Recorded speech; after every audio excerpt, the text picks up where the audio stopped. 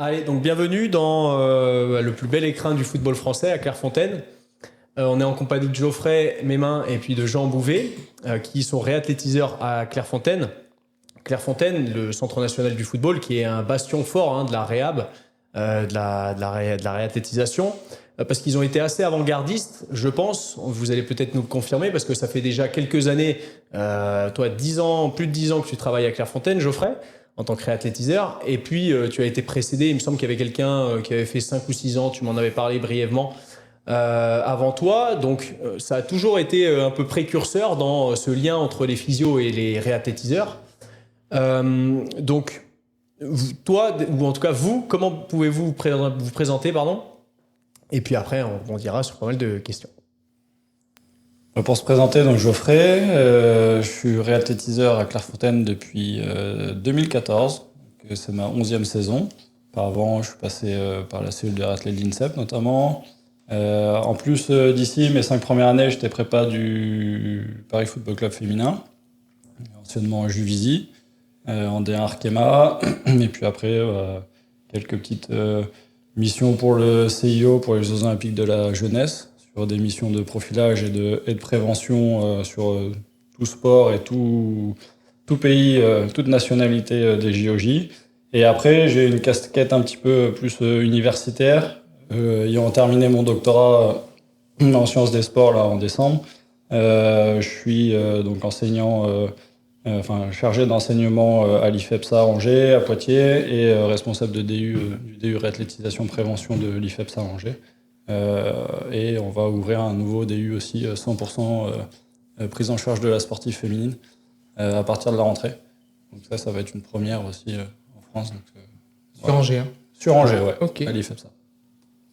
Cool, magnifique. Et toi, Jean, vas-y. Et moi, pour ma part, vulgairement, je pourrais dire que je suis le poulain de Geoffrey, parce que je suis arrivé en tant que stagiaire au centre médical de Clairefontaine en 2019, et ma première expérience en tant que salarié ici, ça a été en 2020.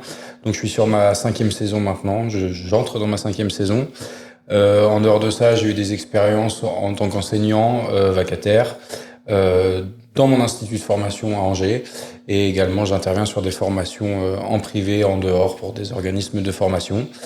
Et voilà, j'ai essayé de suivre les pas de Geoffrey sur pas mal de choses quand je suis arrivé ici. Puis maintenant, on a un fonctionnement en binôme qui est parfait et avance bien et nous permet de faire des choses qu'on ne pourrait pas faire tout seul. Ok, cool. Peut-être que vous voulez présenter la structure du centre médical de Clairefontaine et ses missions au quotidien, donc vos missions. Alors la structure, elle existe depuis plus de 20 ans. La mission initiale, c'est la gestion des INF. C'est le suivi médical et toute la RIAB, donc réathlétisation des jeunes pensionnaires de Clairefontaine, donc les 13-15 ans. Filles, garçons. Avant, les filles, c'était des lycéennes, parce que c'était le pôle France féminin. Donc ça, c'est la mission de base. C'était les INF, ça a été créé pour ça. Et puis après, plein d'autres missions. Maintenant, la RIAB. Donc on prend en charge les sportifs, pas que football. Le football, c'est 80% de notre travail. Le reste, c'est basket, hand, rugby, athlétisme. Voilà, sur donc la RIAB du post-opératoire jusqu'au RTP. Donc ça, c'est notre grosse mission. Les INF, toujours, testing, profilage, RIAB des jeunes. Une partie médicale sur des rendez-vous médicaux avec nos 3 docs qu'on a au centre médical. Le suivi des sélections, sur l'aspect pareil, test préventif et suivi médical des sélections hommes et femmes des U16 jusqu'aux espoirs, voire A si besoin. Après, on a une petite partie aussi recherche. C'est vraiment dans nos missions annexes, mais on fait de plus en plus de publis, que ce soit sur l'aspect médical, sur le suivi épidémio, mais aussi sur la réathlé, de plus en plus. Donc ça, c'est un axe qu'on veut développer toujours plus, avec des partenaires aussi extérieurs, des gens qui ont fait le métier et qui écrivent beaucoup. Voilà, sur il y a plein de missions. Et puis la formation. Ouais. Des jeunes préparateurs physiques qui vont faire de la réathlé, la formation des étudiants kinés, la formation des étudiants de médecine, du sport. Voilà, un petit peu. Et puis aussi, au service du centre de performance et des sélections nationales, tout type, donc futsal, filles, garçons, pour faire des batteries de tests de pré-saison ou de pré-sélection. Et donc dans un objectif par rapport à la recherche pour avoir donc une collecte de data et avoir de la visu sur des années. Et aussi pour servir directement le staff technique s'ils ont besoin de faire des ajustements de pré-compétition. Et ça, c'est plutôt récent aussi. Et on a aussi une partie de l'équipe kiné. Donc, quand on parle d'équipe, c'est vraiment kiné-prépa. Ouais. On a 6 kinés, 2 prépas, 3 médecins, après 2 assistantes, un psy, un podo, un diète, un infirmier et un intendant. Donc, c'est vraiment prise en charge systémique. Et on a du coup 3 kinés qui sont en sélection. Guillaume Vassou qui est avec les A garçons, Elodie Olivier qui est avec les A féminines et François Planck qui est avec les espoirs. C'est aussi important chez nous d'être au service des sélections. Et c'est vrai qu'on méconnaît ça, nous, un peu de l'extérieur. Bon, moi, ça va parce que je suis passé par ici. Mais de l'extérieur, on connaît pas forcément ce fonctionnement-là qui est différent de celui de club, au final. Et vous êtes un peu les garde-fous de la Fédé, vous êtes avec tout le monde, mais avec personne un peu à la fois, si je comprends bien, sauf les INF. Et c'est intéressant parce que vous avez l'air d'avoir des missions hyper larges. Peut-être qu'on peut questionner les différences avec l'environnement de club. Si du coup, alors t'es passé dans des environnements de club quand même, mais plutôt sur tes stages, j'imagine. C'est ça. Donc, quelle différence vous voyez, vous, entre l'environnement de club et celui de Clairefontaine, où il y a un fonctionnement très, très, comment dire, unique? Ouais, unique par le fait on est une structure de prestations externes. C'est-à-dire que nous, on est au service des clubs, on est au service des joueurs, des sélections, des équipes. Voilà. On nous envoie les joueurs avec une mission précise, la RIAB, les testings, diagnostic. Et on doit répondre à cette mission.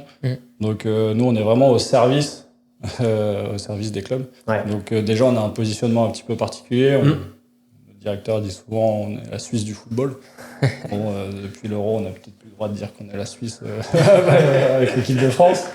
Et voilà, on est un peu dans la neutralité, ce qui nous permet du coup d'avoir des contacts avec énormément de structures, d'avoir des échanges assez riches et de confiance. Et pas que dans le football, dans le hand, dans le basket, dans le rugby. Voilà. Et ça, je pense que le positionnement est assez atypique. C'est sûr que c'est différent du club parce que on n'a pas cet aspect pression temporelle, on va dire. Alors bien sûr, les clubs ils disent le joueur il est à 3 semaines, 4 semaines, il faut que ça rejoue en rentrant, bref, voilà. Mais on a une liberté et on a un environnement, on va dire, peut-être plus serein, moins sous pression. Bon, il y a le cadre aussi qui fait que voilà, on est dans la forêt, au calme. Et ça y joue aussi. Et du coup, par rapport à un fonctionnement de club, c'est vraiment un petit peu différent. C'est aussi ça, je pense que les joueurs, les clubs, les staffs cherchent quand ils nous envoient du monde. Un fonctionnement un petit peu différent, très aussi multidisciplinaire, même si dans les clubs, ça devient la normalité. En tout cas, on essaie de faire tendre vers cette normalité, ce qui n'est pas forcément toujours le cas, puisque c'est pas, voilà, le travail multidisciplinaire est pas toujours, et la bonne entente est pas toujours incroyable. Mais c'est l'objectif. Nous, je pense que c'est quand même quelque chose. S'il y a un mot à dire chez nous, une spécificité, c'est ça. C'est vraiment le travail multidisciplinaire. On a un bureau, kiné, prépa. Voilà, on a une salle commune de travail. Il n'y a pas de créneau. Là, c'est les prépas, là, c'est les kinés. Non, c'est prise en charge de l'équipe. Basta. On utilise les ressources et les compétences de chacun toute la journée. Ça passe de l'un à l'autre, etc. D'ailleurs, avec Jean, dans notre fonctionnement sur la réathlé terrain, même en salle, on se refuse de se fixer un joueur chacun, en tout cas au maximum, pour essayer de bénéficier de la sensibilité de chacun, des compétences. Voilà, il y en a on a forcément tous de l'appétence pour des méthodes différentes, d'une manière de travailler un petit peu différente, même si l'esprit est le même. En tout cas, la logique et les objectifs. Mais voilà. Ça, je pense que c'est ce qui fait la grosse spécificité par rapport au club. Oui, et puis aussi surtout que nous, on est plus un maillon de la chaîne et on tient pas la chaîne en intégralité. Là où, dans des environnements de club, certainement sur tout ce qui est le contexte de réathlétisation, ils vont pouvoir intervenir du point A jusqu'au point Z, entre guillemets, donc du début jusqu'à la fin, Là où nous, on va plus intervenir à un moment donné dans la prise en charge, que ce soit plutôt sur, on va dire, une prise en charge précoce ou une prise en charge tardive, donc proche de la réathlétisation. Donc, ce qui permet d'avoir des contextes complètement différents. On arrive comme un maillon dans la chaîne et ça demande de l'adaptabilité pour essayer d'être correspondre au mieux des attentes du club au moment où le joueur arrive chez nous. Et donc ça, c'est quelque chose d'intéressant parce que ça demande plus d'adaptation. Enfin, c'est pas la même forme d'adaptation, mais peut-être plus d'adaptation qu'en club sur les résultats qu'on doit obtenir par rapport à un temps donné. Mais voilà, c'est pas plus d'adaptation. Je pense que c'est une adaptation qui est différente à ce qui est demandé en club.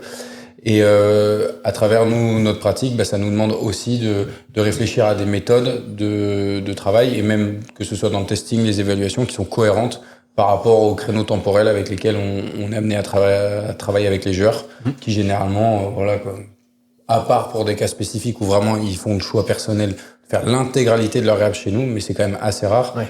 Ça oscille entre 2 semaines et 1 mois et demi de manière générale. Okay. Avec un format de courant de séjours de 3 semaines qui sont répétés généralement, mais c'est souvent des séjours de 3 semaines. Par exemple, ça va être 3 premières semaines à 3 mois, puis à 6 mois, et puis une dernière semaine de testing pour valider le RTP. Quoi. En général, ça se passe comme ça. Ouais, pour les croisés surtout. Ouais. Moi, ça me questionne. Du coup, j'ai fait un peu de triathlon en club et ce que j'avais observé, c'était la communication. C'était un gros point bloquant entre justement des fois le médecin qui est extérieur, qui passe par le physio par le triathlon, mais des fois t'as le coach qui vient se mettre au milieu, qui demande des infos de quand est-ce que ça revient. Vous, au final, vous n'avez pas cette problématique de j'ai de la communication qui vient un peu extérieure à tout ça et qui vient rentrer un peu dans un brouillard, on va dire organisationnel, où c'est vraiment vous êtes décontextualisé. Vous avez qui en relation en fait directe avec le club, parce que du coup il y a le joueur qui vient, vous avez le joueur, mais après c'est avec qui que vous transmettez un peu les infos et les... Déjà on n'a pas le staff technique avec nous. Donc ça fait une grosse partie. À la fin de chaque semaine, qui n'est prépa avec prépa, doc avec doc, les informations. Après on a des clubs avec qui on travaille de manière un peu plus étroite, où du coup on crée des groupes de discussion où du coup on peut échanger avec les joueurs. À force d'avoir des joueurs des mêmes clubs et les mêmes staff, ça facilite la com. Voilà, on s'appelle, c'est vrai, on s'envoie les bilans par mail voilà, après on s'appelle, on échange avec les joueurs, etc. Donc là-dessus la communication elle est beaucoup plus facile. Après entre nous, c'est pareil, le fait d'avoir un bureau commun. Déjà la com kiné prépa, en fait toute la semaine on est ensemble. Donc que ça soit dans le bureau, que ça soit dans la salle de travail, entre 2 portes, voilà. Des fois vous arrivez de faire des renfos à 2 sur des périodes de transition, dominante kiné, dominante prépa sur la réhab. Je pense que ça c'est le vrai point fort. Et après tous les jeudis on a un staff où on se rassemble kiné, prépa, doc et on fait un bilan du travail qu'on a fait avec les joueurs. On se met d'accord sur la suite de la prise en charge. C'est toujours, ça c'est important aussi, je pense, c'est un point extrêmement important, encore plus en club, c'est que nous c'est toujours des décisions collégiales. C'est jamais un tel, moi je suis prépa sur le terrain, et j'ai vu, il valide telle chose, et je vais passer à l'étape suivante sans... C'est des prises de décision, doc, kiné, prépa, le doc ça reste notre boss, c'est lui qui valide. Souvent, c'est le doc qui nous dit ok, là on peut aller jusqu'à telle étape, voilà votre cadre d'intervention, dedans vous faites ce que vous voulez dans les méthodes, etc., dans les contenus, mais ça c'est la limite à pas dépasser cette semaine. Et après on réévalue, si ça avance beaucoup plus vite, on réévalue dans la semaine, etc. En tout cas tous les jeudis on se cale là-dessus. L'avantage c'est que si ça marche, voilà, ça a été collégial, c'est nickel, on n'en parle pas. S'il y a un échec, c'est une prise de décision collégiale aussi, et c'est pas la faute d'un tel, c'est quelque chose d'assumé sur la structure entière, et je pense que ça c'est quand même extrêmement important, et je pense encore plus en club. Ouais, mais c'est pas toujours ce que l'on voit malheureusement, et la responsabilité de chacun est engagée parfois, et on est bien souvent obligé de prendre des décisions. Moi je l'ai vécu, et le fonctionnement était complètement différent entre celui que j'ai connu ici et celui que j'ai connu par exemple à l'OL, et en fait il faut se débrouiller un peu tout là-dedans, et surtout même d'un club à l'autre, généralement, le réathlétiseur ne va pas avoir les mêmes tâches. Pour vous, du coup, quelles sont les tâches du réathlétiseur ? En fait, à quoi on peut servir dans le processus de rééducation ? avec bien sûr le doc qui chapeaute tout ça. Parce que j'ai l'impression que tout le monde n'a pas les mêmes définitions et ça y rajoute du flou, un flou qui malheureusement dessert pour les joueurs. Moi, pour vraiment, je pense que déjà la frontière entre la kinésithérapie et la préparation physique, parce que c'est la grande question que tout le monde se pose, pour moi, elle est vraiment imperméable. Il y a pas, on n'évolue pas dans des vases clos et que on travaille ensemble. Les compétences de l'un se retrouvent forcément chez l'autre à un moment donné. Et après, c'est juste une histoire de continuum dans lequel on intervient plus à un certain moment qu'à un autre. Là où le réathlé, pour moi, du début jusqu'à la fin d'une prise en charge, il a sa place. Le préparateur physique, pour dire de manière générale, du début jusqu'à la fin de la prise en charge, il a sa place. Peut-être que dans un premier temps, il va pas énormément intervenir pour la progression de la blessure, où là, ça va vraiment être la kinésithérapie qui va permettre à la blessure d'avancer le plus positivement possible. Par contre, dans un second temps, je pense que le domaine de compétences qui permettra aux joueurs, à la joueuse, à l'athlète, d'avancer le plus vite possible dans ses objectifs de retour au sport, ça sera le préparateur physique. Et en fait, pour moi, c'est une histoire de continuum tout simple. À quel moment les compétences de chacun peuvent permettre au joueur de se rapprocher au plus proche de sa capacité à retrouver le jeu ou le sport. Et dans une étape plus précoce, je pense que la kinésithérapie répond plus à ces questions-là. Ouais. Là où la préparation physique le fait plus dans une étape tardive. Et tout en sachant que, alors oui, le préparateur physique n'aura pas d'aspect vraiment thérapeutique à proprement parler. Ouais. Donc que ce soit sur les actes médicaux que les kinés font, ça c'est sûr. Par contre, sur le renforcement musculaire, sur tout ce qui va être le travail énergétique, le travail fonctionnel, le travail cognitif, la reprogrammation neuromotrice. Bon, la liste pourrait être longue, mais l'objectif c'est pas de faire un ticket de caisse de ce qu'ils font et ce qu'on fait pas entre guillemets. Mais sur tous ces éléments-là, on a notre carte à jouer parce qu'on a évidemment à travers notre cursus le parcours de formation et même de passion et de recherche personnelle, on a forcément des compétences qui permettent d'aller un petit peu plus loin que ce qu'on apprend en kinésithérapie de manière générale. Il y a des profils en kinésithérapie qui sont très orientés vers ces versants-là et qui, certes, ont peut-être moins apporté sur le versant thérapeutique, ouais. Peut-être plus sur l'aspect renforcement. Avec d'autres formations, etc. Voilà, c'est ça. Ouais. Et je pense que dans l'aspect réathlétisation pure, là où le préparateur physique a tout son rôle à jouer, c'est pour se rapprocher au plus proche des conditions de terrain et de retour au jeu qui vont être nécessaires pour que le joueur retourne sur le terrain. Moi, c'est ce que j'en pense, mais tout en gardant en tête, parce que c'est vrai que c'est toujours la question, et ça c'est une allégorie que Geoffrey m'a appris il y a très longtemps, et je préfère en parler dès maintenant, parce que franchement, à chaque fois, je suis ravi de la dire. C'est comme un boulanger-pâtissier, c'est exactement la même chose. Un boulanger pourra être pâtissier, c'est sûr et certain. Un pâtissier pourra être boulanger, mais pour moi, c'est un choix à faire. Généralement, quand on a une boulangerie et qu'on est tout seul, faire les deux, c'est difficile d'avoir à la fois du bon pain et des bons pains au chocolat. Mais c'est un choix à faire. Il y a certaines personnes qui préfèrent avoir une grosse boulangerie et tout proposer. Il y en a d'autres qui préfèrent rester boulanger et par contre faire le meilleur pain de toute la région. Et moi, je le compare un peu comme ça parce que je trouve que c'est vraiment une comparaison qui correspond entre guillemets à nos domaines de compétences parce que c'est exactement la même chose. Et comme Geoffrey me l'a appris quand j'étais étudiant, d'une vie entière, on peut pas tout connaître de la kinésithérapie et d'une vie entière, on peut pas tout connaître de la préparation physique. Donc à partir de ce moment-là, surtout que c'est très en mouvement, etc. Ouais. Moi, je dis souvent, je dis la même chose, mais je dis en plus charcutier, traiteur, tout ça. Ouais, je dis que et par contre, si on parle des hommes, moi je dis souvent que c'est les compétences qui doivent primer. Au final, on a les mêmes compétences, c'est vrai, dans ces champs-là ou dans ce que l'on a appris et sur quoi on s'est formé. Mais donc c'est les compétences qui doivent rimer. Et si par exemple un physio est meilleur qu'un réathlétiseur ou un préparateur physique qui a eu quelques formations en réathlétisation, moi alors là j'y vois pas de souci à ce qu'il puisse prendre le lead là-dessus. Pour moi c'est toujours les compétences qui doivent rimer. Mais par contre c'est là où ça arrive, ce que tu dis et ce qui est très juste, c'est que pour être en avance ou pour être déjà à jour sur l'ensemble de ces champs que tu as pu parler, de renfort musculaire, etc., de terrain, c'est là où ça devient compliqué. Et pour absorber toutes les connaissances, ça fait beaucoup. Donc sur les hommes, Après, il faut pas se leurrer. Hein. Il y a une question d'ego aussi. Voilà, clairement. Je pense encore plus au club où des fois, il y a des climats où il faut affirmer sa place, pour qu'on est là, pour affirmer sa zone de travail, etc. Après, je suis d'accord avec vous, hein, le contexte, c'est en fonction des personnes que vous avez en face de vous. Ouais. un kiné qui est très bien formé sur la partie réathlé, qui est compétent, il prend le lead. Si son prépa ne l'est pas, parce que tous les prépas ne sont pas du tout sensibilisés à la réathlé. C'est Mais carrément. voilà, c'est un métier. Carrément, Moi, je dis souvent, réathlé, c'est un métier à part. C'est pas la prépa.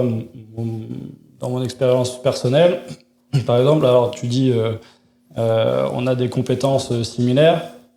Moi, je les pondérerais un petit peu. Je pense qu'on a une partie de compétences communes.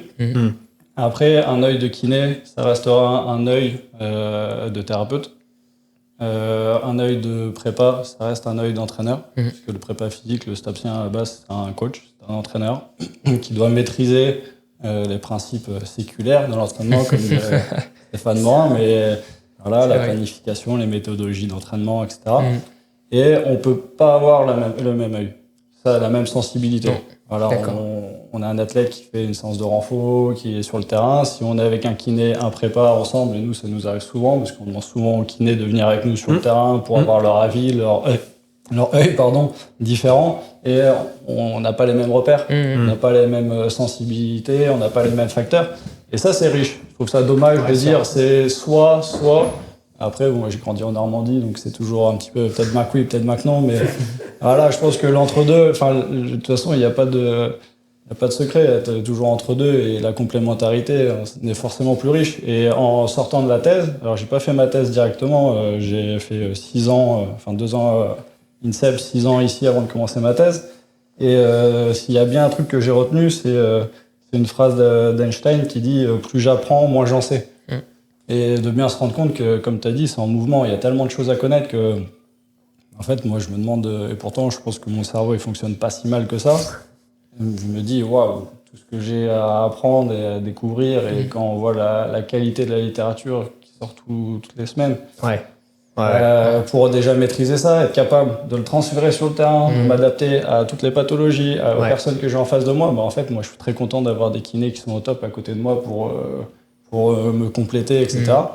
Et je trouve que, après on passera à autre chose, mais dernier truc, je trouve que en fait, c'est un peu dans le sport de haut niveau et même dans la société, on va vers de l'hyper-spécialisation. Tu regardes dans les staffs techniques, il y a le coach adjoint, le coach des gardiens, le data analyst, le data vidéo. Parfois l'entraîneur des attaquants. Voilà, parfois le SP attaquant, le SP défense. Si tu vas dans des sports comme le hockey ou comme le rugby, pardon, t'as le prépa salle, t'as le prépa des skills sur le terrain, t'as le head, t'as le prépa qui gère le monitoring.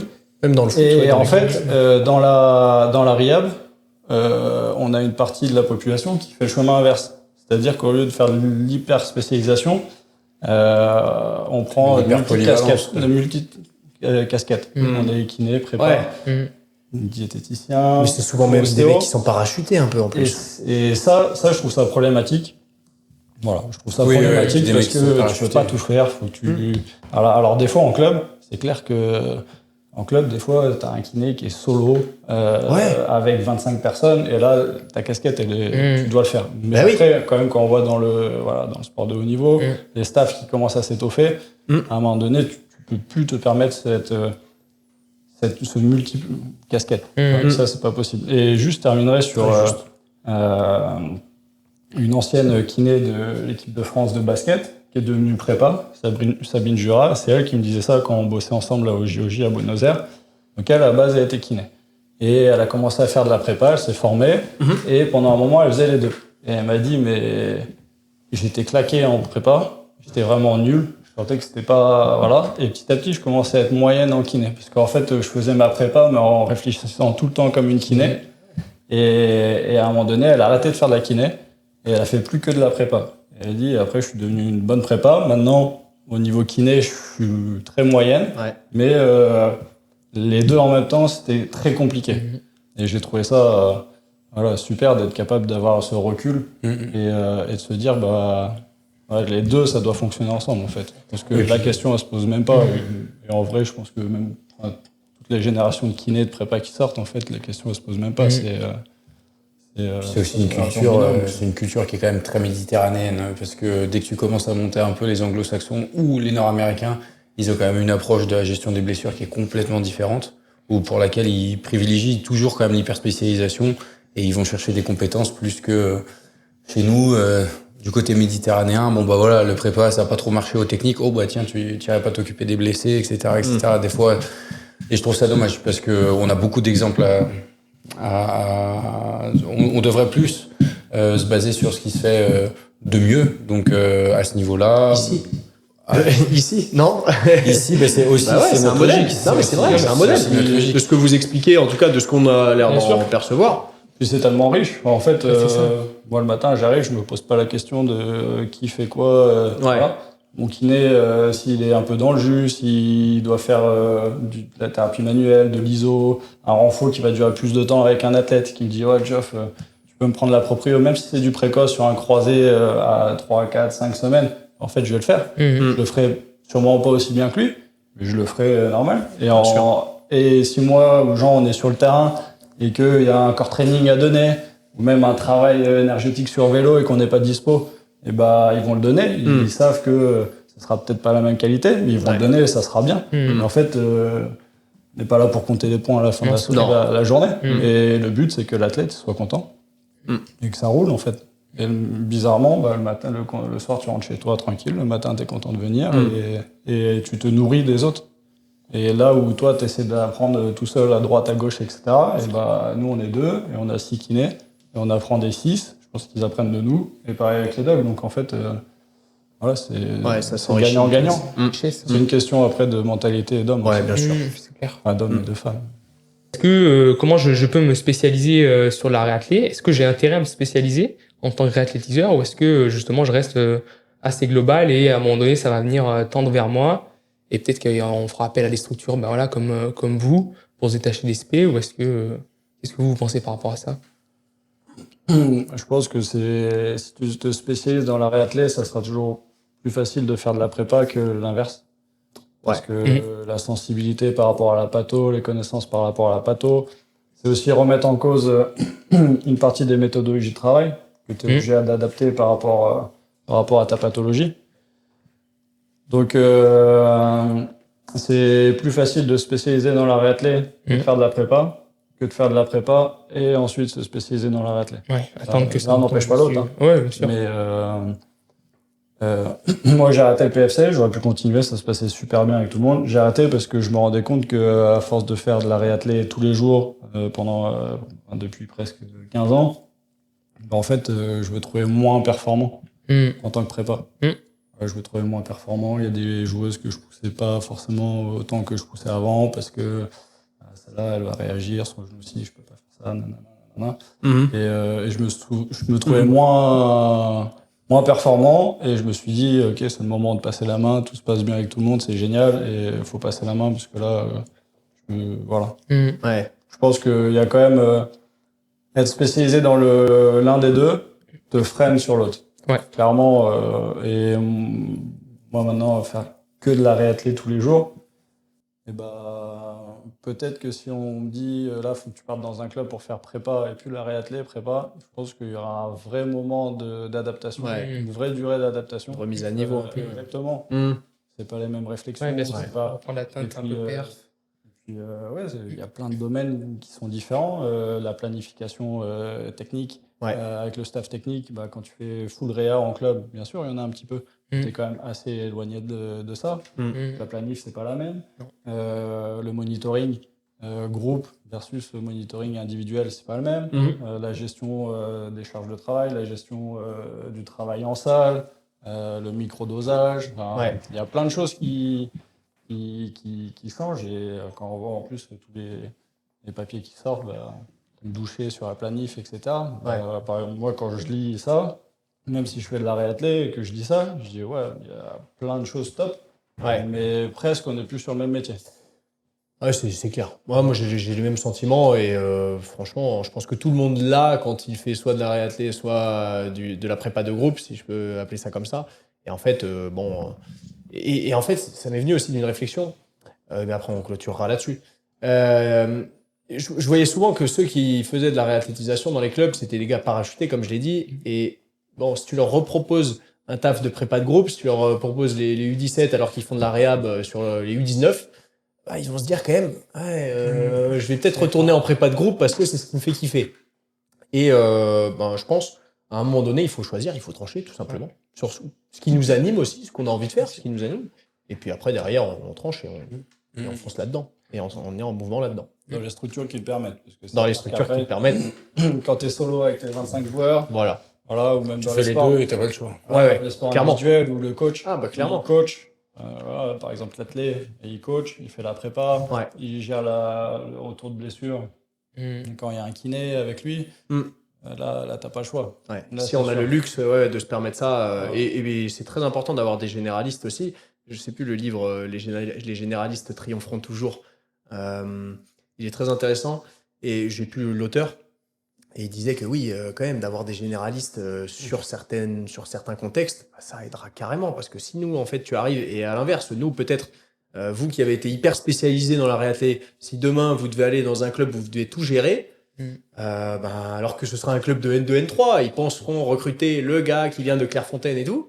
Et au final, ça se trouve... Il y aura un moment de difficulté. Enfin, non, je dis pas ça parce que j'ai confiance en vous et je connais vos adaptations. Mais voilà. Il faut avoir l'humilité de le dire. Et c'est clair que Avec il y a un énorme deux métiers différents. Il y a un gap. Ouais. C'est sûr différent, matériel différent, Matériel moyens humains différents. Ouais. Et puis les habitudes aussi. Alors, moi j'ai commencé plus prépa et pour le groupe. Mais quand tu t'habitues pendant 10 ans à faire du one-one, La qualité que 1 t'as. avec 2 Eh ou ouais. 3 athlètes, quand il faut revenir dans le groupe, t'en as 25. Ouais. Et voilà, c'est Très pas la juste. même. Hein. Ah C'est non. pas la même. Qualité, Et tu nous, on l'a connu en club. Mais souvent, régulièrement, on va en visite de club. Hop, tu te redis, ah ouais, c'est vrai que y a ça aussi. D'être solo pour 20, 25. C'est ça la vie. T'as 20 minutes, t'as 30 minutes. Ouais. Voilà. Ouais. Ça dépend du contexte. Cool. On parle d'autre chose, Sylvain? Allez, tu veux Trop enchaîner tête, toi, oui. ou comme tu veux. Ouais, pourquoi Allez, c'est parti. Hein. Donc, Geoffrey, on sait que tu es thésard bientôt. Thésard Non, terminé. terminé. Thésard. Ah oui, pardon, bah oui, depuis peu. Depuis décembre. Bah oui, oui. Donc, félicitations déjà. Si tu peux me voyer du coup. Oui, pardon docteur. Pardon docteur, excusez-moi. Je plaisante. Donc, présentez-nous vos travaux, parce que bon, je sais que par contre, Sans Jean, Jean, ça aurait été compliqué. voilà, c'est pour ça. Donc, vous allez nous présenter, et je te vous vois pas, c'est vous allez nous présenter peut-être tes travaux et en quoi ça va faire évoluer le monde des sciences du sport. Alors ça va faire évoluer ça. Bonne question. Ou pas. On a travaillé sur quoi? On a travaillé sur le contrôle neuromoteur des footballeurs blessés, professionnels blessés. Et on est parti un peu du contre-pied on multiplie les batteries de tests, le nombre de tests, etc. On s'est dit, on va prendre le CMJ, basta. Et on va aller gratter un peu plus profondément. Donc le projet s'est construit en 2018, commencé en 2019. En 2019, quand on regarde la littérature, sur les plateformes de force, sur les CMJ, C'est compliqué. il n'y a pas grand-chose. Pas grand-chose. À partir de 2019, Ah bah ouais, c'était tôt. 2020, C'était tout. 2021, 2022, là, ça explose. Ouais. Les shop, etc. Et du Ouais. coup, maintenant, il y a beaucoup de super papiers. À l'époque, il n'y avait pas grand-chose. Donc, on est parti là-dessus. Plateforme de force 3D, EMG de surface et caméra 3D. CMJ une jambe, CMJ deux jambes, avec son double tâche. Et après, du coup, on a fait 5 études. Une étude sur l'impact d'un cycle de 3 semaines de réathlé sur les paramètres du contrôle neuromoteur, donc les RFD, les capacités excentriques, les RSI, l'activation musculaire, la latéroflexion de tronc, la flexion de tronc, les flexions de genoux, etc. Sur des croisés, des chondropathies, des lésions musculaires. Donc on a travaillé là-dessus. On a travaillé aussi sur est-ce que réellement le LSI est si pertinent que ça? Parce que voilà, notamment les chirurgiens, tout le monde nous parle de LSI, c'est bon, 10% de déficit. On a comparé tous nos joueurs avec des valeurs normatives d'un groupe de Ligue 2 sain, de joueurs en tout cas de Ligue 2 sain. Et on s'est rendu compte que le LSI surestimait énormément les capacités, en tout cas la récupération fonctionnelle de nos blessés. Et que sur nos tests, si on utilisait le LSI, le médecin donnait feu vert pour reprise. Ouais. Quand on utilisait un pourcentage de comparaison en norm values, par rapport à notre groupe contrôle de Ligue 2, on perdait de 15 à 20% Et du coup, on se retrouvait vers des 80-85%, et là, on n'aurait pas donné le feu vert pour la reprise. Donc voilà, c'était pour mettre un point en avant. Attention, le LSI c'est bien, mais c'est pas suffisant. On peut utiliser les normes. Attention, les normes c'est pas suffisant, il y a des limites. Donc voilà, c'était pour mettre un petit coup de pied dans la fourmilière. Et du coup, depuis, il y a aussi pas mal d'articles qui viennent corroborer tout ça. Et tu parles de quelles données par contre sur le LSI? Parce que j'imagine que vous traissiez pas mal de données quand sur même, les- malgré ce CMJ. Enfin, comme tu as dit, vous allez Ouais. gratter pas mal de... Sur les hauteurs de saut, sur Ouais. les RFD, Ouais. sur le RSI modifié, sur le pic de force. Ouais. Euh, Concentrique, excentrique. un pic de force concentrique Ok. poussé, sur l'activation musculaire. Et ça, c'est AMG, c'est ok. rarement fait Ouais. sur les pourcentages de MIVC. Ok. Ouais. Voilà, et pareil, c'était aussi discriminant. La norme values était plus discriminante que le LSI par rapport à ça. Donc on s'est basé sur pas mal de variables Ok. pour ça. Voilà, et puis après on a fait une étude sur l'impact de la double tâche, donc c'était une prise d'information visuelle sur le CMJ. Et étonnamment, sur les blessés, la double tâche faisait augmenter les performances de saut, les performances de RFD, les performances de RSI, mais altérer le mouvement. Qualité du mouvement, ok. Ouais, par contre, on gagnait en flexion de genou, par exemple, aussi, Ok. sur des pathologies comme les chondropathies. Donc, en fait, la défocalisation C'est ça. par rapport au mouvement, Mm. donc on n'est pas sûr de ça, parce qu'on n'est pas capable de dire quel est l'élément qui a fait, mais dans les hypothèses, ce serait la défocalisation. Voilà, après, il y a eu des limites. On aurait peut-être dû faire des échelles, des questionnaires psycho avec les joueurs. On se rendait compte que du coup, quand ils disaient « Ah, mais je pense à autre chose, je suis sur la double tâche, je pense pas à mon genou, je pense pas à... Ouais. » Et ils prenaient confiance en fait dessus. Et après, ça correspond bien aussi à des résultats qu'on peut avoir, notamment les études de Filter, qui montrent lui qui a fait des tests de saut avec des ballons en des objectif. ballons. Et Ouais. du coup, ça a amélioré la performance. Ouais. Avec du coup une défocalisation, en tout cas un objectif un petit peu différent. Ouais. Donc voilà, on a travaillé là-dessus. On a aussi essayé via le CMJ à une jambe de profiler du coup nos joueurs de Ligue 2, et on les a suivis sur un an en termes d'épidémio et de voir du coup par clustering si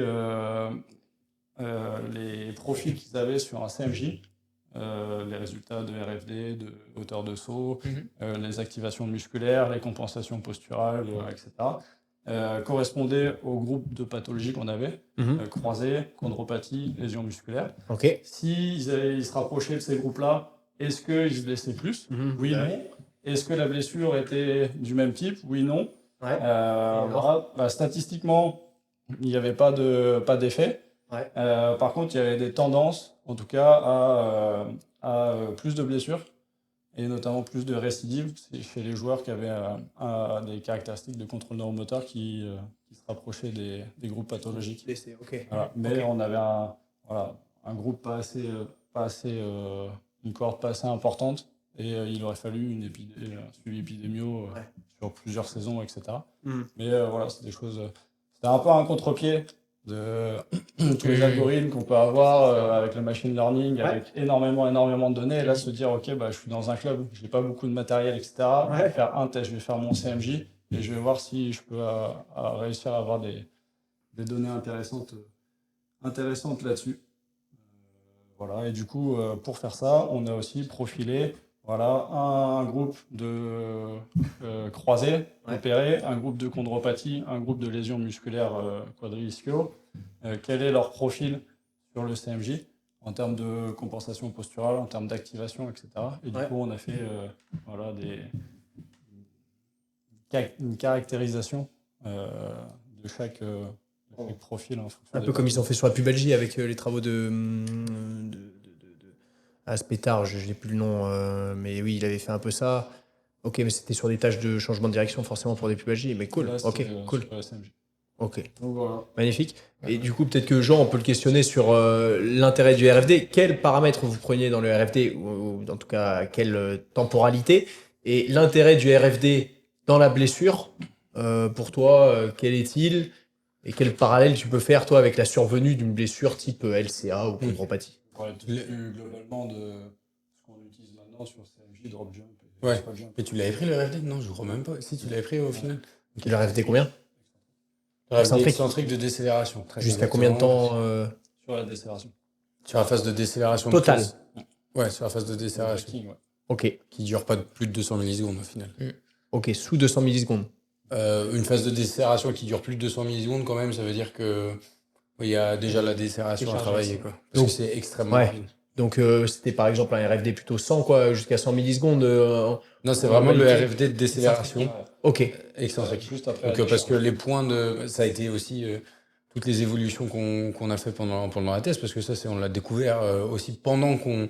Heureusement, on pouvait faire passer les résultats, mais après, dans le traitement des résultats, je sais que Geoff a beaucoup réfléchi là-dessus, sur comment je vais analyser mes paramètres, parce que oui, c'est vrai qu'on parlait beaucoup de RFD par rapport à des fractions, du moins des plages temporelles. ouais, Et du coup, pour la sélection du RFD excentrique, ça a été une réelle question qui allait jusqu'à ta soutenance de thèse d'ailleurs, parce que c'était une question qui a fait débat entre guillemets dans Ouais. l'Assemblée. ouais, Et le point clé aujourd'hui sur le RFD, déjà, c'est vraiment à prendre avec des pincettes parce qu'aujourd'hui, il y a les RFD sur les contractions isométriques, sur les mouvements dynamiques, etc. Et que tous les RFD ne sont pas utilisables de la même façon. De manière générale, moi, ce que j'aime à dire, c'est que c'est quand même un des paramètres sur les plateformes de force, sur les tests de propulsion verticale, que ce soit drop jump, squat jump ou CMJ, qui est le moins reproductible. Donc, Ouais. on peut sauter 20 fois et avoir 20 RFD différents. Pour autant, en ayant une hauteur de saut globalement similaire, hein, donc une performance brute extérieure, donc qui va se manifester extérieurement, qui est similaire, mais avec des RFD différents. On a aussi pu voir à travers des études tout ça qui n'est pas forcément, du coup, le RFD n'est pas forcément corrélé à la performance brute. Donc, moi, pour moi aujourd'hui, c'est un paramètre que je prends vraiment avec beaucoup de pincettes parce qu'il est synonyme de certaines qualités, mais l'expression de ces qualités-là ne voudra pas forcément dire performance ou prévention. Et du coup, dans ce contexte-là, après, il fallait bien le définir et c'était la question. Et du coup, pour le CMJ, ce qui est totalement différent par rapport au squat jump et au drop jump, du fait que c'est des mouvements qui sont différents. Pour le CMJ, donc en général, on parle de deux types de RFD, ça va plus loin aussi, mais donc il y a le RFD de freinage, de braking, qui part de la phase de décharge maximale jusqu'au pic de force. Donc là, c'est pendant pas forcément toute la phase excentrique, c'est vraiment non, c'est pas jusqu'au pic de force, c'est juste que à la fin de la phase excentrique. La fin de la phase excentrique sur un CMJ n'est pas forcément corrélée au pic de force. C'est que la vitesse du centre de masse qui pourra dire à quel moment on passe de l'excentrique au concentrique. Bon, là, ça va un petit peu loin. Mais il y a celui qui prend en compte la décharge. Donc là, on parle de RFD de braking, donc de freinage. Et il y a celui qui ne prend pas en compte la décharge. Et ça, c'est le RFD de décélération. Donc c'est un peu la phase où on descend, on est plus léger que notre poids de corps pendant le CMJ. Et si on a un à choisir et qui peut être intéressant, c'est celui de décélération. Parce que il est plus témoin de ce qu'on est capable de faire quand on manage nos poids de corps. Parce que quand on est en décharge, en situation de décharge, on n'a même pas notre niveau de poids de corps. Donc c'est moins intéressant de savoir les qualités qui sont mises en jeu à ce niveau-là, parce que c'est, certes, dans tous les mouvements humains, il y a des moments où on n'est pas à notre niveau de poids de corps, du fait du mouvement et de l'accélération. Mais pour isoler une qualité sur un genou, par exemple, c'est quand même mieux de parler dans un contexte où il y a une certaine charge qui est appliquée, pour voir justement si ça a des impacts. Après, le lien par rapport à la prévention et à la performance qu'il peut avoir, c'est bon, peut-être que c'est mon avis aujourd'hui, mais c'est du fait du recul que j'ai eu avec notamment sur les plateformes de force et sur les tests de saut, que c'est un paramètre qui aujourd'hui c'est pas le paramètre moi qui m'intéresse le plus sur un CMJ, sur un drop jump ou sur un squat jump. Sur des tests isométriques, je pense qu'il peut être beaucoup plus intéressant parce que mais c'est l'extrapolation qu'on en fait sur de la performance pour moi c'est différent. Mais en tout cas sur des tests dynamiques, c'est pas ce qui est le plus intéressant parce que quand on voit le manque de corrélation qu'il a avec d'autres paramètres clés. C'est pas très intéressant. C'est juste un indicateur qui nous permet d'aller un petit peu plus loin dans l'analyse. Par exemple, tout bêtement, pour vulgariser, moi, souvent, je mets en lien, bien sûr, ça dépend de l'analyse qualitative, mais un RFD de décélération du coup excentrique qui est très faible, je le mets en lien avec un manque d'utilisation du cycle étirement-contraction et surtout de la partie étirement. Ça veut dire que je vais pas emmagasiner beaucoup d'énergie, donc j'aurai moins de chances de la restituer. Mais il y a des gens qui emmagasinent pas beaucoup d'énergie, mais qui en restituent énormément, parce qu'en fait, dans la partie cycle étirement-contraction, la partie contraction prend un peu le dessus, et ils ont quand même une forme d'efficacité. Ils ont pas besoin de beaucoup pour restituer beaucoup. Donc voilà, c'est pour ça que c'est à prendre avec des pincettes, mais c'est quand même intéressant. Je prends un contexte pour être brut. Dans un contexte de ligamentoplastie du ligament croisé ou toutes les problématiques autour du genou, parce qu'on parle quand même de mouvement avec une dominante articulaire dans la production de performance qui est quand même bien centrée autour du genou. Donc, dans un cas de chondropathie ou de ligamentoplastie de genou, quelqu'un qui, sur l'ensemble de sa réhab, il a un RFD qui reste vraiment dans les chaussettes avec des valeurs très très faibles, on peut se dire qu'on a peut-être loupé quelque chose et que sur sa capacité à emmagasiner de l'énergie rapidement dans un contexte de charge en triple flexion, il y a encore du travail à faire. C'est un indicateur de cet élément-là. Mais est-ce que cet indicateur va me faire dire qu'il va mal freiner, il va mal sauter, il produira pas de la performance? Non. Donc, c'est un élément qualitatif qui est très important et qui permet de donner une forme d'aisance dans le travail et dans toutes les gestuelles qui vont être faites derrière. Mais de là à s'arrêter au RFD, moi, c'est pas mon choix. Par contre, sur les tests isométriques, je pense que c'est quelque chose de vachement intéressant, mais c'est vraiment deux mondes. Les tests dynamiques et les tests isométriques, il faut voir de manière différente. Et puis aussi, à chaque fois, ce que je dis, c'est, vous voyez déjà quand on fait des tests isométriques, les conditions de passation pour que ce soit bien interprétable. Il faut pas qu'il y ait de pré-pool, il faut que ça parte au bon moment. Pour l'instant, c'est pas assez fiable comme mesure. Enfin, en tout cas, sur des dynamomètres à main ou même sur de l'isocinétisme et tout, ça reste encore. Donc, je comprends. C'est intéressant, mais... Après, c'est important quand tu dis c'est une variable qualitative. Parce que nous, dans notre RIAB, sur reprogrammation neuromotrice, tu as parlé du breaking, mais par exemple, la décharge, elle va pas forcément impacter la performance, mais on sait que quelqu'un qui va pas... on remarque que quand tu ne décharges pas, ça peut être de la peur, de l'appréhension, ça peut être la gestion des vitesses de contraction élevées, de l'accélération du centre de gravité. Donc là, c'est qu'il nous manque encore du travail sur la RIAB et ça nous permet aussi de réaxer nos prises en charge derrière. Donc, une fois de plus, c'est comme quand vous faites de l'ISO, il n'y a pas que le pic de coupe qui nous intéresse. Regarde la courbe, c'est important. Et le travail total, etc., c'est intéressant, quoi. Et ça, c'est vrai c'est souvent des erreurs sur l'isocinétisme. On prend le pic de couple à un moment donné sur une angulation. Et en fait, après, le mec, il peut se casser la gueule et rien faire derrière sur toute une angulation. Je sais pas, un 60-0, quoi, un 0,60. Et tout le monde va se dire, non, c'est bon, il a fait 200 newtons. Là, c'est pareil sur les plateformes, sur les sauts. Le résultat, au final, quand tu regardes la courbe, est-ce que tu utilises bien ta triple flexion? Est-ce que tu te décharges? Est-ce que tu freines comme jusqu'à la triple extension, parce que c'est jusqu'à la triple extension. Est-ce que la cheville est engagée, elle n'est pas engagée? C'est clair. Tu peux voir plein d'autres choses. Et ça aussi, c'est riche. C'est riche. Les plateformes, il faut faire attention parce que il y a autant de paramètres que. Et voilà, c'est comme l'ISO, je pense. Ça va peut-être encore un peu plus loin parce que le problème, c'est que il y a pas que des paramètres de force, il y a des paramètres de vitesse, il y a des paramètres de puissance, il y a des paramètres de déplacement, il y a des paramètres d'accélération. Forcément, c'est en 3D, donc alors que et en plus voilà. La CMJ, les drops. Plusieurs. Carrément. Alors que c'est module tronc, module genou et ta flexion-extension. Même si là-dedans, il y a un peu de rotation, quoi. C'est pour ça que je dis que c'est une très belle arme, entre guillemets, en réathlétisation. Quand même. Mais il faut... le plus important avec les plateformes, c'est on peut tout faire avec une plateforme de force. On peut même faire des tests isométriques, on peut tout faire. Ça pourrait remplacer énormément de chances. Si on colle une plateforme de force sur un bras en mouvement à vitesse constante, c'est de l'isocinétisme. Donc en fait, une plateforme de force, on peut absolument tout faire. Juste, il faut savoir rester dans un cadre et bien perfectionner notre analyse sur certains éléments. Et c'est comme ça que nous, dans notre pratique, avec Geoffrey, on en a tiré le plus de bénéfices. Parce qu'en fait, sinon, au début, la toute première fois qu'on les a reçus, sur les premières années, vraiment, par rapport à nos idées, par rapport à notre vision aussi des évaluations, tout ça, ça pouvait aller très très loin. Et au final, comme dans l'objet de la thèse de Geoffrey, on a changé beaucoup de choses. Faut peut-être prendre un test et puis notre analyse a complètement changé. Je sais que on a découvert au bout d'un temps, notre transition entre l'excentrique et le concentrique, avant on le faisait par rapport au pic de force. Parce que pendant un temps, il y a eu des papiers qui parlaient de ça. En fait, le pic de force, à chaque fois, est en corrélation avec la transition excentrique-concentrique. Sauf que quand on réfléchissait, par rapport à certains profils, certaines utilisations, quelqu'un qui est vachement dans les hanches, tout ça, c'était complètement différent. Et du coup, après, on a compris que avec la vitesse du centre de masse, c'est facile. Quand le centre de masse il a une vitesse nulle, c'est qu'on est en fait dans une position isométrique. La seule position isométrique qu'il y a dans un CMJ, c'est quand on est en bas. Et du coup, c'est la transition excentrique. Et c'est plein de petits éléments comme ça. Mais quand on est arrivé avec des plateformes de force, il y a une superbe courbe. Ok, il y a des pics, droite gauche. Et ça, c'est le plus important. Ok. si moi, du coup, je transfère un peu là niveau terrain, j'ai mes plateformes de force, j'ai mon équipe. Je ne peux pas analyser la courbe pour chacune. Je ne peux pas faire du qualitatif pour chacune. Qu'est-ce que j'analyse de manière efficace pour classifier? Si je prends un peu l'objet des études par rapport au risque, à l'exposition au risque de blessure, qu'est-ce que je peux avoir de plus représentatif pour classifier un peu ces risques sur des groupes? Le LSI. Non, si j'ai mes plateformes de force, j'ai mon CMJ. Si pareil, je veux faire simple et que je veux pas me partir dans tous les sens et faire tous les tests de saut, mais que je me dis, OK, j'ai CMJ, qu'est-ce que je peux prendre? Non.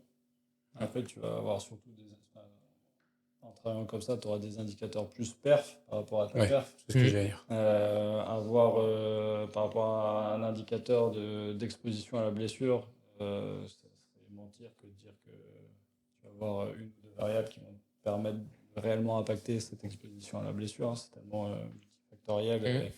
Donc non. Par contre, si tu veux faire entre guillemets simple et sur l'aspect prévention, je pense que Jean, tu n'auras peut-être pas la même vue que moi, mais tu vois, moi sur les CMJ une jambe, je regarderai les stratégies par exemple.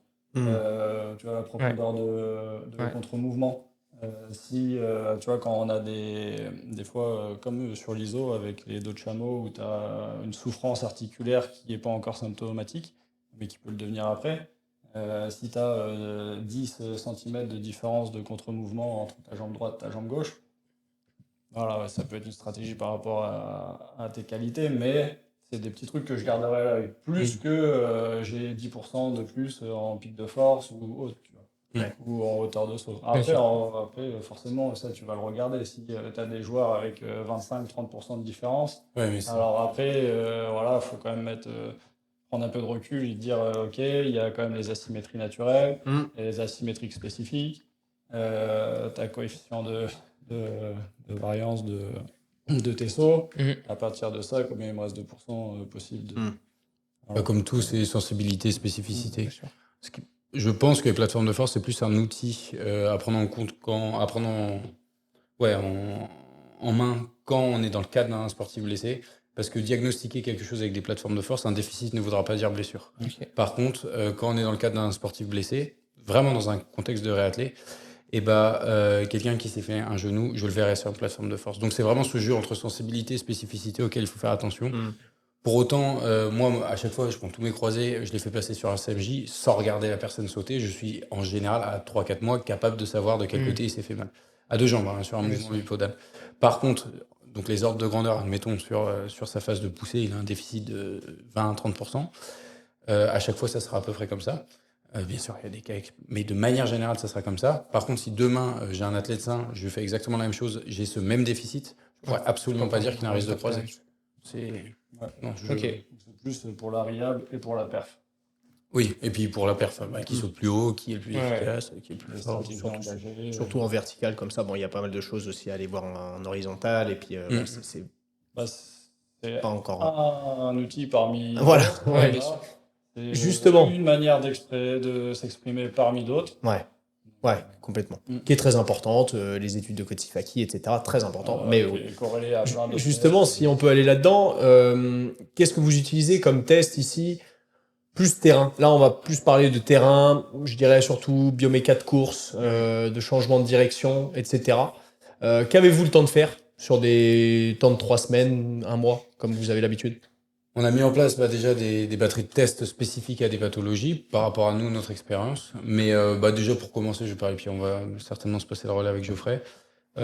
Pour ce qui est de la course, on utilise à la fois des analyses qualitatives et quantitatives. Sur les analyses quantitatives, on utilise aujourd'hui quand même un outil qui nous aide beaucoup, c'est le 1080. Du coup, pour avoir accès à l'ensemble du spectre force-vitesse et aux données qui sont liées, donc le pourcentage de RF, de DRF, le F0, V0, la Pmax. Et de manière qualitative, on utilise donc la version ancienne, c'était le low cost, la version low cost, c'était le SMAS, et le Kickback Score. Et maintenant, on a externalisé cette analyse qualitative avec les outils Speedworks, qui font des analyses en 3 dimensions sur l'ensemble sur la phase d'accélération, la phase de vitesse rapide, avec à chaque fois les points à travailler sur la projection, la réactivité, etc. Ouais. Pour les sprints, c'est ça. Ok, magnifique. Et après, pour tout ce qui est skills, agilité, changement de direction, on travaille surtout avec un petit test modifié qu'on va faire valider là, avec et sans incertitude, enfin avec et sans planification plutôt. Et toujours, en fait, notre idée, c'est toujours du quanti avec du quali. Mhm. Voilà, pour nous, c'est enfin, les deux sont indissociables. Ouais. Donc, c'est avec de l'analyse vidéo à base de CMAS. Ouais. Voilà. Pour nous, c'est essentiel. Et tous les tests quasiment seront quali plus quanti. Ouais. Tout le temps. Ce que l'on produit et comment on le produit un peu. Ouais, et puis même si parfois le quali ne sera peut-être pas gagné en performance, on va dire, mais on considère que la période de rehab chez le blessé, c'est une période où il doit s'enrichir. C'est le moment où il a du temps pour faire autre chose. Il a du temps, il va être plus à l'écoute de son corps. Il aura sûrement aussi peut-être envie de découvrir de nouvelles choses parce qu'il est blessé et qu'il se dit il faut que je revienne encore plus. Donc, bien sûr, hein, tout le travail de pied, le core training, gestion, mobilité de hanche, contrôle de hanche, le cognitif, l'énergétique. Enfin, c'est le moment de. Mais aussi sur tout ce qui est contrôle postural.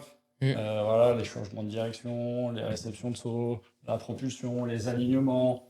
Quand Jean il parle du qualitatif sur le sprint, clairement, c'est le moment où on va avoir le temps de régler tout ça. Et pendant la rehab, voilà, le temps qu'on passe à régler tous ces détails sur la reprise des accélérations, sur la qualité de freinage, sur essayer de répartir les contraintes un petit peu sur les articulations, de remettre surtout l'articulation qui a été blessée, la zone blessée, dans sa chaîne complète et dans l'ensemble qui est le corps et pas que le genou. Voilà, quand les gars ils viennent pour un croisé, une chondropathie, bien sûr le genou il nous intéresse, mais pas que ça. Moi, nous, ce qui nous intéresse, c'est le genou dans sa chaîne et après la chaîne dans l'ensemble. Et voilà, c'est très bien d'avoir un genou. Voilà, on a retrouvé de la plio, on a triple flexion, triple extension qui est bonne, ok. Moment, bon, on est reparti, mais comment je le réintègre avec le tronc, comment je transfère du haut jusqu'en bas, ça me paraît encore plus important. Et du coup, cet aspect qualitatif et postural, pour nous, il est primordial. Donc, pour nous, c'est quali, quanti, tout le temps. Et maintenant, on a la chance, c'est que le quali, on commence à pouvoir quantifier le qualitatif avec des travaux voilà, comme le SMAS, le LES, à l'époque pour le landing avec Padua, le CMAS avec de Dos Santos. On commence à pouvoir le quantifier parce que pendant longtemps, on nous disait ok, vous êtes mignon avec votre qualitatif, mais en fait, toi, tu vas dire que le contrôle du tronc, il est bon, etc. Ok, tu l'as filmé. Et en termes de score, en termes de. Et si les évaluateurs changent, etc. Et c'est hyper accessible en plus, ça. Tout le monde peut le faire. Enfin, je sais de temps et d'analyse. Ouais. Mais c'est vrai que tout le monde nous disait ça, vous êtes gentil avec votre câline. Ouais. Mais c'est. Voilà. Bien sûr. De plus en plus de monde utilise ça et c'est primordial. Ça doit pas aller. C'est comme Timon et Pumba, ça doit toujours être ensemble. Câline et quantif, c'est toujours ensemble. C'est indissociable. C'était la même réflexion qu'on avait avec JB Morin justement sur le SMAS et nous, nos repères performance, on va dire terrain et métriques GPS, où on valide un peu des fois des atteintes sur les zones de vitesse, mais justement en qualifiant un peu la biomécanique de course, on peut peut-être aussi impacter, en savoir un peu plus sur l'impact réel qu'on a sur du sprint. Et du coup, je repose un peu la même question que j'avais posée. Sous fatigue, est-ce qu'on va aussi chercher cet aspect sous fatigue? Est-ce que vous avez le temps d'aller chercher aussi cet aspect fatigue et justement l'impact qu'on peut connaître sur le contrôle moteur, sur ces aspects changement de direction? Est-ce que vous arrivez à y aller ou est-ce que c'est un axe aussi que vous voyez à aller chercher? Fatigue aiguë, on parle de fatigue aiguë dans la séance, ok. Créer des conditions de fatigue pour regarder si justement cette biomécanique aussi et si ce qualitatif il se dégrade ou est-ce qu'on est vraiment que sur du pur qualitatif en fraîcheur? Non, on va chercher la fatigue, même si dans la littérature, il n'y a pas de consensus sur l'impact de la fatigue sur la blessure. Hein. Non. Ça, c'est clair que pour l'instant, il n'y a pas. C'est pas un facteur en tout cas indéniable. Unique, de toute façon, un facteur, c'est comme tout à l'heure le paramètre. Voilà. Mais on va le chercher, la fatigue. Et que ce soit, on a tendance à faire du coup ce qu'on appelle la simulation de match. Ouais. Donc, par exemple, chez nous, c'est 3/4 d'heure, Mhm. 45 minutes où on répète Ok. des ateliers, etc. Ouais. Et du coup, on a une dégradation, on regarde la dégradation, l'altération de la qualité, pas que de l'intensité, de la qualité au fur et à mesure de la simu sur les 45 minutes. On utilise aussi, on fait des tests de réception sur plateforme de force en situation de fraîcheur et en situation de fatigue après, par exemple, des tests de répétition de sprint. Ok. Voilà, et en général, on couple tout ça aussi avec la double tâche cognitive, que ce soit en fraîcheur et aussi en condition de fatigue, Mm. que ce soit sur les petits tests, enfin, sur les changements de direction, mais aussi sur les réceptions de saut. Mhm. Donc voilà, même si c'est pas forcément des facteurs identifiés comme, Bien sûr. comme à risque dans la littérature, pour nous, ça nous paraît Faut y aller. important Oui, et puis c'est. de voir comment ça réagit. On peut le faire surtout, c'est très contexte dépendant. Par exemple, si on a un athlète où vraiment on se dit qu'il y a une mauvaise réaction à la fatigue de manière générale, bah, on pourra très bien faire une séance de RSA et puis faire S-mass avant, S-mass après. Mhm. Si on a une gestion de genou qui est un petit peu bancale ou une utilisation de la cheville qui est un petit peu bancale en situation de fatigue, bah, on pourra très bien faire, je prends un exemple, hein, side avant, side après, avec une side-up test. Mm. Après une séance de terrain, après une séance fatigante de renforcement musculaire, c'est très contexte dépendant. C'est plutôt quand on a un doute et qu'on veut le quantifier pour le coup, et qu'on veut faire le retour au club. Bon, en termes de feedback, peut-être que ce joueur, ça serait bien qu'il travaille un petit peu des fois dans des conditions de fatigue, Mm. parce que même si c'est pas un facteur comme l'a dit Geoffrey qui est consensuel par rapport au lien avec la blessure, bah en tout cas c'est exagéré chez ce joueur, donc c'est peut-être quelque chose à aller chercher, Mhm. c'est une piste. Mm. Et dans ce cas-là, bah, c'est très contexte dépendant. Il nous faut un test reproductible, une situation fatigante, et puis bah, avant, après, généralement on adapte. Pour un ischio, on adapte. Mais comme avant ça. de finir, moi, ça me parle pas trop. Enfin, si, ça me parle beaucoup, le SMAS, le CMAS, etc.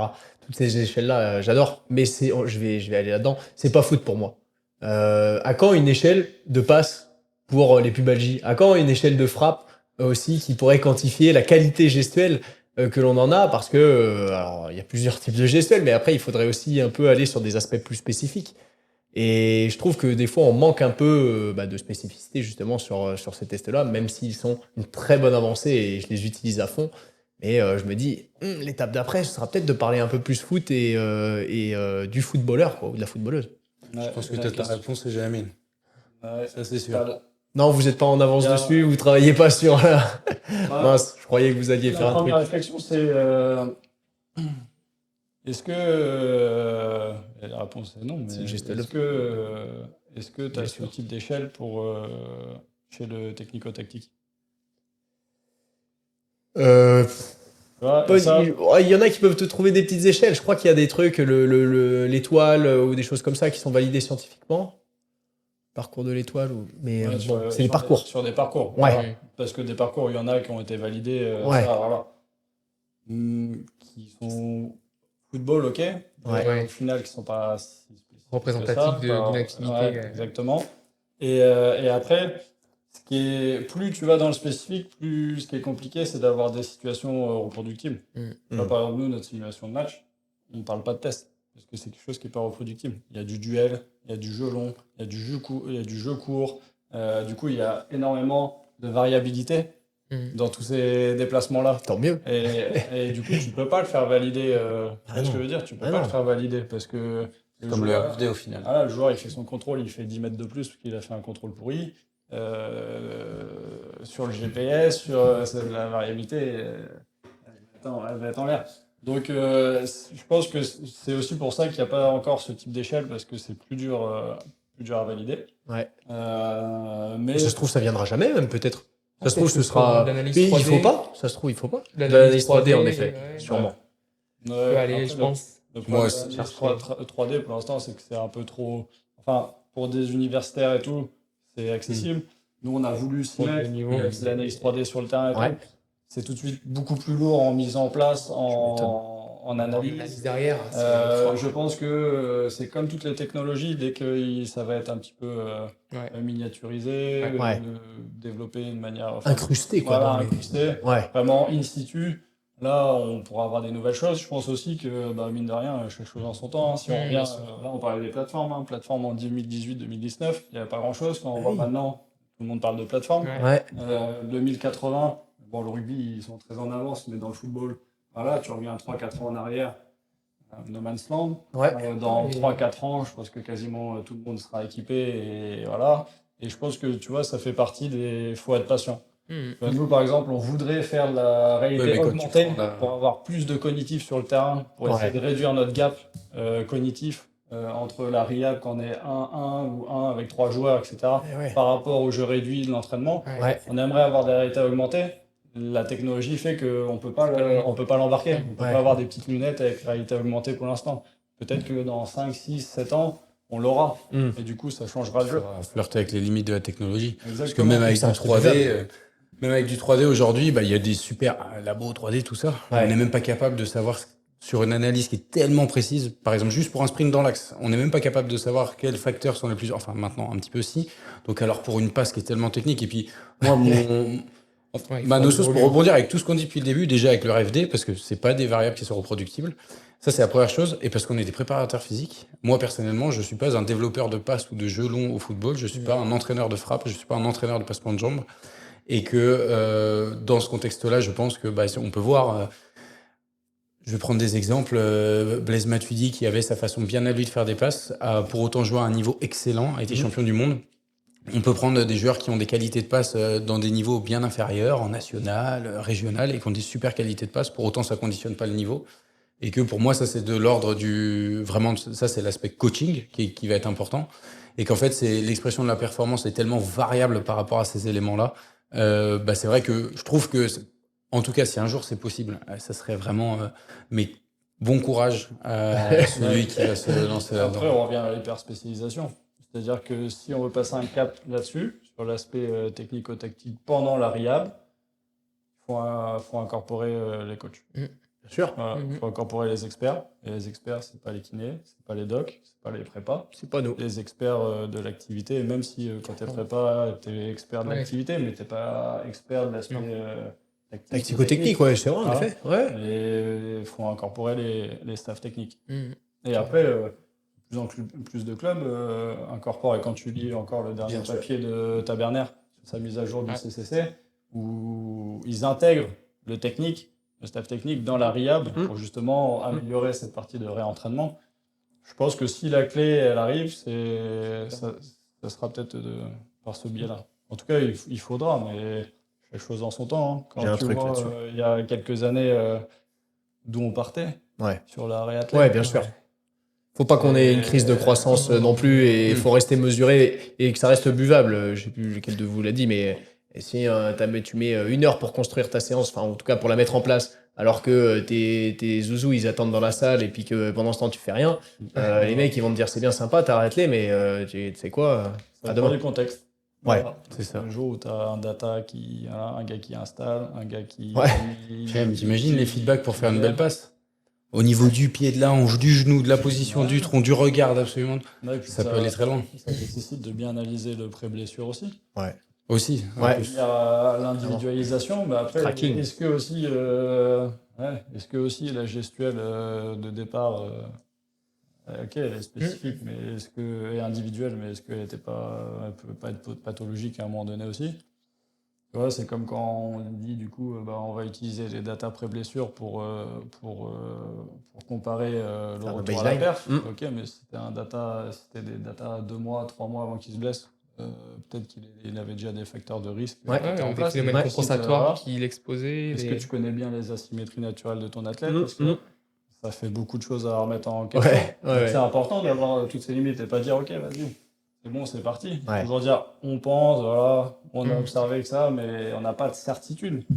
Donc, surtout qu'il y a souvent des paradoxes performance-blessure qui existent. Enfin, sur le CMAS, il dit souvent ça, Thomas Dos Santos, il dit c'est pas parce que soit tu es très peu performant, mais peu à risque de blessure, soit à l'inverse, tu es très performant, mais très à risque de blessure. Et il dit, le but, c'est le curseur de le déplacer, parce que si tu reviens à la performance, si tu reviens au jeu, mais que tu es non performant alors que potentiellement tu as aucun facteur de risque sur un changement de direction, on va prendre un 90 degrés. Au final, on n'a pas fait notre taf de réathlé. Toujours ce que je dis, le meilleur moyen de ramener un joueur à la performance, c'est de le ramener performant et pas que de manière sécuritaire. Est-ce que c'est OK? Tu dois partir. Je pense qu'on est pas mal, On ouais. peut faire une petite question si tu as besoin encore. Est-ce qu'il y a des choses que vous voulez aborder, vous? Nous, on avait dit l'aspect psycho, l'aspect féminine, etc. L'aspect psycho. C'est si vous avez envie ou non. De toute façon, à partir du moment où Ou d'autres choses. tu travailles avec des êtres humains, l'aspect psycho, même si on conscientise pas toujours, on le formalise pas toujours dans nos séances, Ouais, je suis il est d'accord. présent tout le temps. Ouais. Une séance de rehab sans l'aspect psycho, ça n'existe pas. Tu travailles des freinages ou le retour au sprint après une lésion ischio, forcément Oui. du psycho. Et encore une fois, c'est un métier. indéniable. C'est un métier à proprement parler. Ouais, dès que tu travailles avec des gens, de toute façon, Ouais, t'es tu fais préparateur du mal, mental. Sans dénigrer quelconque travail, mais si tu es à l'usine avec des cartons, etc., là, peut-être que tu n'auras pas forcément cet aspect psycho, mais bon, je suis assez d'accord. J'avais une une joueuse qui disait c'est marrant les prépas, on est super potes avec vous et pourtant vous nous en faites chier de ouf. Et vous arrivez quand même à ce qu'on s'entende bien, c'est bizarre. Psychologiquement, il se passe quelque chose. C'est vrai. Ça me faisait souvent rire, mais je pense que c'est parlant quand même. Donc, Magnifique. Ouais, merci beaucoup. Hein. Merci pour vos merci à magnifiques vous. retours. Merci. Merci à vous. Merci au Centre médical de Clairefontaine Ouais. et puis à vous pour ce podcast, Yes. merci à vous d'être Merci venus beaucoup. jusqu'à notre forêt. pour en avoir découvert un peu plus sur votre fonctionnement qui gagnerait, je pense, à être connu. Ouais, Merci. merci beaucoup.